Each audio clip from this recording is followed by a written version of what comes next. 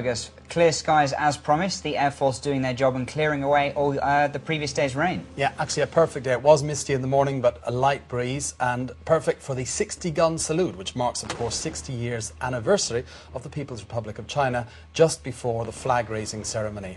Now, a familiar sight for many tourists in the morning, but today obviously very different, and this gentleman gets the special task of sending it out there.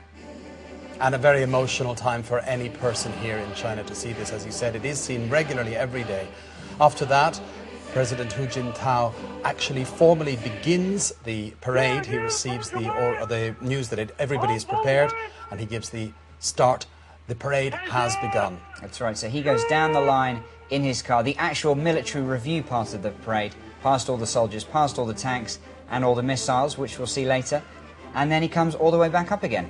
And this is actually one of the crucial parts, the actual review of the troops, the whole point behind it, just before the speech.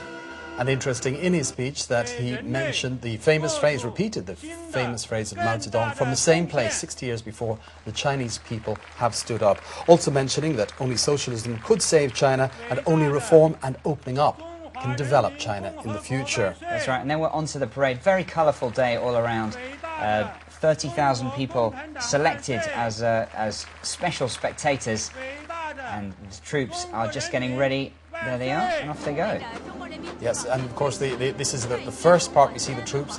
When we look back over the years, the number of troops is always slowly reduced. These are the new special force troops we see here, followed by the Navy, and then after that we have once again the Navy. And here are the female troops. Not the first time they've appeared in the parade, is it, Fergus? No, back in 1984 was the first appearance, but here we are saying representatives of the three branches, the Air Force, the Army and the Navy. Then we had the Women's Special Militia, and then these very colourful uniforms, the red, in fact I'd probably say 1960s style, white boots and fairly short skirts, and a nice coloured red uniform. And what a nice way to wrap up the human side of this parade before we go on to the military hardware.